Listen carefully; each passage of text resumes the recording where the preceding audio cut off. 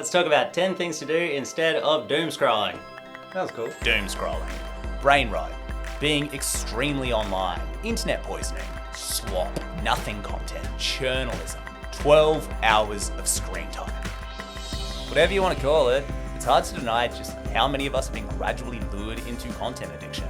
In this video, what we can do to fight it to get our lives back, based on a key lesson that helped me beat a different kind of addiction. So I used to be addicted to drugs and alcohol, not anymore. Yay! Stop it. Anyway, one of the key lessons that I learned about sobriety is this idea of replacement over removal. So let's say you drink a lot of alcohol and you want to stop. If you just focus on removing that alcohol from your life and not actually changing your life around it, what this might mean is you going to the pub, sitting there with your drinking buddies and just not drinking. And that is going to be miserable and incredibly hard. All you are going to do is think about how good a beer would be and how much you don't have one. That's removal. Replacement, on the other hand, says, well, what if instead of going to the pub and not drinking a beer, you go rock climbing and not even think about beer? That's replacement, baby. And that is what I want to do for this list. I want to take a reason as to why we consume so much on our phones, how it looks, and then what we can do to replace instead of remove this. So keep getting the hit somewhere else. 1. Give yourself a research project. Why? So we don't default to mindless consumption. Mindless consumption as a default. So what this looks like is scrolling with no goal. Just basically being like, I will go on my phone now and not having an intention. To remove this would be like putting your phone in a lockbox, which does work, admittedly. But if we are trying to, I don't know, go for replacement here, what this would look like is scrolling with a goal. Instead of mindless consumption, it's mindful consumption, which I define as a research project mindset. So you know when people research stuff, they have a goal, they're like, all right, I wanna find out everything that I can about those, I don't know, alien mummies in Nazca, Peru, right? Now, when you go to consume content, you have an intention. You wanna find out information about something specifically. If you wanna take it to the next level, you might even wanna compile notes, gather your research, and you might never need this information, but that's not the point. The point is to feel agency. You are using the internet, instead of the internet using you. 2. Take advantage of compulsive unlocking. Compulsive unlocking. The thumbs do it, not us. You know, you just go boom, boom, and then muscle memory is already on like one of these bad apps. You go Instagram, TikTok, Reddit, this one, and then your brain just starts melting. So here, removal would again just look like not using it, which can be really, really tricky. So replacement is hijacking the muscle memory and repositioning apps that will do you good in place of the apps that will do you bad. So if your thumb keeps going to Instagram, now it's going to go to Wikipedia or Merlin, a bird watching app. And what I like about this is there's kind of like a disappointment that you feel when you're like, oh, this isn't candy, this is information. And then you feel a second disappointment, not in the situation, but in yourself for being disappointed, because you're like, oh, I have been lured into content addiction. Damn it. But yeah, what we're trying to do here is interrupt the compulsion loop. So by not giving yourself the reward that you're unconsciously expecting, you get this moment of clarity. At best, you're like, oh, I don't want to do this anyway. And at worst, you end up using an app that makes you hopefully better. Yeah. 3. Pinterest and Chronophoto. Why? The big old dopamine hit. So the way that doomscrolling and brainrot does this is by serving us headlines and endless content. How terrifying is the endless scroll? It just doesn't stop. That is an incredibly predatory design feature. I do not like it, it's weird. Anyway, the way that we're gonna replace and not remove this isn't by simply taking away the phone, it is by finding that big old dopamine hit from something that doesn't come with so much baggage. Yeah, dude, so take Pinterest, right? Pinterest for me is social media without the self-consciousness. Because what I do like about social media is seeing inspiring stuff. I like seeing creativity, I like seeing art, I like seeing other people's talent, right? But I hate thinking about myself because that really interrupts the process. And if I have an account on something like Instagram, then it's like everything that I see, I'm gonna be having this second thought where I'm like, you should do that. Why aren't you doing that? You suck. Ugh, it's just pointless. Pinterest, however, I can just look at the art. It's good. And I still got that dopamine hit of discovery. If you prefer the big old dopamine hit of information, may I suggest Chronophoto? Holy moly, dude, I love this game so much. So basically it's like GeoGuessr, but for historical photos. You get served a photo that was taken any time between 1900 and now, and you have to guess the year that it was taken. But here's the thing, so I got real into this game, and what I found is that all of my complacency from using my phone turned into curiosity. All because I wanted to get a higher score. So I was like, all right, when were those hats in fashion? What year did the horse become a car? What year was this dress in vogue? And in the pursuit of a score, you still get your big dopamine hit, but you also end up learning about history and feeling connected to the past and just becoming, I don't know, just a whole lot more fascinated by things. Or at least that's how I felt. Massively recommend, man. Alrighty, next one. 4. undoom your tech. We get manipulated by our digital environment. Newsflash, did you know that all this stuff is designed to addict? What? In the words of Facebook's first president, Sean Parker, it's a social validation feedback loop. How do we consume as much of your time and conscious attention as possible? And that means that we need to sort of give you a little dopamine hit every once in a while. It's exactly the kind of thing that a hacker like myself would come up with, because you're exploiting a vulnerability in human psychology. And I think that we understood this consciously, and we did it anyway. God only knows what it's doing to our children's brains. That's concerning. So when it comes to the manipulation of our digital environment, one thing that we can do instead of doom scrolling is to undoom our tech. Here I've got minimalist phone launcher that basically gets rid of all of the graphics on your phone. You can do things like grayscale, de-Google if you want to go hardcore, newsfeed eradicator is a cool extension. And this one, which came from a comment on my most recent video, de-arrow. Basically what it does is on YouTube, it gets rid of the arrows. The big red arrows. Essentially, it turns things that look like clickbait into just normal videos with normal titles. Here's a fun example.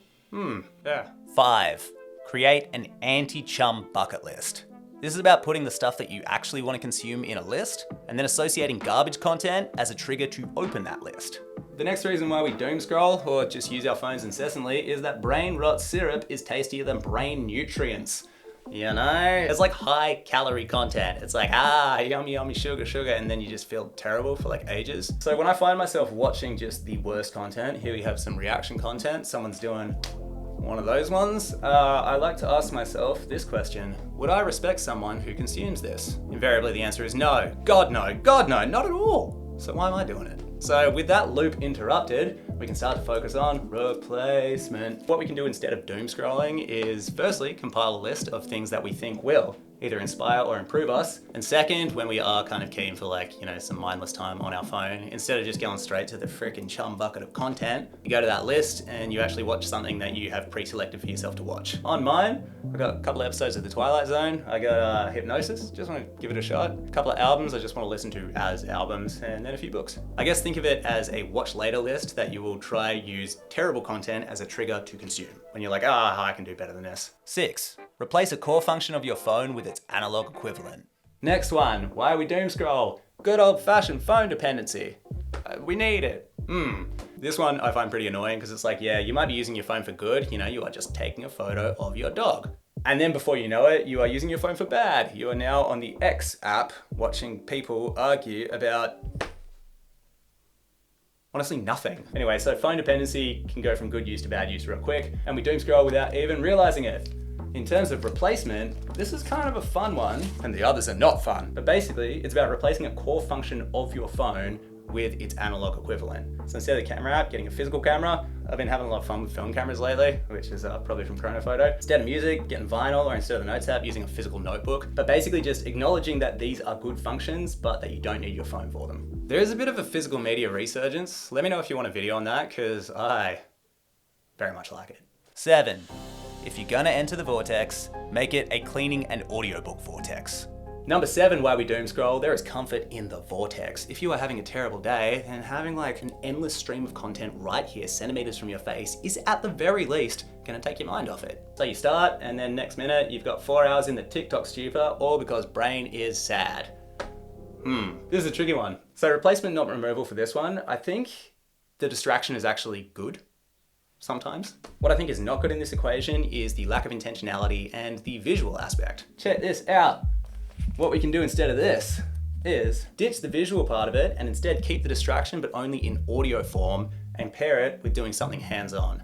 Basically like audiobooks and drawing, podcast and running, a lecture and cleaning. But essentially what we're doing is acknowledging the bad mood, and that distraction sometimes is necessary, but we are also adding some sort of progress to that. So at the end of the 4-hour distraction vortex, your day hasn't gotten worse. No, your house has actually gotten cleaner, or you've been to the gym. Life's not terrible, hopefully. 8. Learn about the world without sensationalist headlines.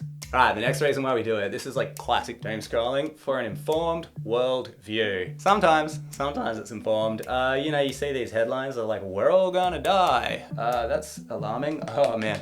So I'm looking for my phone because I saw this one that was like OpenAI Insider.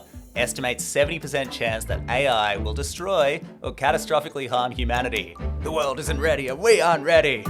So with journalism, you got an article or a video or whatever it happens to be, and then you have the way it's packaged, the headline, and these are two different things, often done by two different people, or at least the same person in two very different mindsets. One of them is what they actually want to say, and the other one is them responding to a system where, I don't know, click-through rate is basically the only hope of commercial viability. So they have to get your attention. And I know that if I'm looking for something on a news website, I will still take in every sensationalist headline. And surprise, surprise, it makes me feel alarmed. Of course it does. We're all gonna die, remember? For the informed worldview, the replacement, not removal, is about opting for sources that aren't playing the alarm game. Here I've got Our World in Data. I really like that website. You can get lost there for hours. And while I'm at it, check out Hannah Ritchie's work. She's one of the writers there. She wrote Not the End of the World. It's a great read. Will leave you more optimistic about things than I think the news will. And also slow journalism or solutions-based journalism, where people take time and really try and understand things from a point of view that empowers you and informs you instead of just turning you into a passive audience for clicks.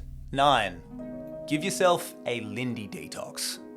Of course, the word slow might be a bit of a hiccup, and that is because of our cultural recency bias. Another reason that we like to consume so much doom, man, because it's all happening right now. This recency bias, we can see it literally in the word news. It's new. The sort of undertone that by consuming today's stories, you are staying informed, and the weird importance that things get when they feel urgent, posted 5 minutes ago. So, in order to overcome this, what we can do instead of doom scrolling is subvert it. Mix up the news with some olds. So tangibly, what I recommend doing here is giving yourself a bit of a Lindy diet, Lindy detox. What's that, Campbell? I'll tell you. So Matthew Lindy was this social scientist who noticed that with pieces of media, however long they had been around, relevant in the cultural zeitgeist, was usually a pretty good measure of how long they would stick around. So for example, if you look at an old text, I don't know, like Dante's Divine Comedy, that's been around for 700 plus years, according to Matthew Lindy, it will at least be around for 700 more because it has stood the test of time. Compare this to a video that my friend sent me of this kid axing himself on a scooter. If it was posted yesterday and it's been relevant for the entire day, we can at least predict it'll be relevant for 24 more hours. Probably. So when it comes to Lindy things, it's like Lindy books are books that have stood the test of time. Lindy movies are movies that have done the same thing. And I find it's a really good way to get over your cultural recency bias, because it's like, I've been watching a lot of old movies and reading a lot of old books lately, and damn, the thing that keeps hitting me is how similar we all are. I'm like, oh man, I don't know, maybe I've got this like belief that modern people respond to things differently emotionally. No, not at all. It's all the same. 10. Make stuff. And finally, why we doom scroll? Because being passive is easy and active is hard, and generally we want to conserve energy, so we pick the easy option. Here we have this person, when it comes to all this stuff, just consuming. Yeah, here comes the content airplane. Of course, in the beautiful words of Jersey Gregorek, easy choice is hard life, hard choice is easy life. When we take an easy option, it often makes the future a bit harder, and when we do take the hard option, it'll make the future a bit easier. So our final thing to do instead of doom scrolling, instead of consume stuff, is to make stuff. Oh man, yeah, get in that flow state. It is so therapeutic, and you can just, I don't know, have a much better time than whatever this is. Blue light, brain rot, and I don't know, bombs. Anyway, that's the list. Hope you enjoyed it. If you have an interest in doom scrolling specifically, like the actual doom news, then check out this video that I made last year. Otherwise, try one of these things and I don't know, have a beautiful day. Catch ya.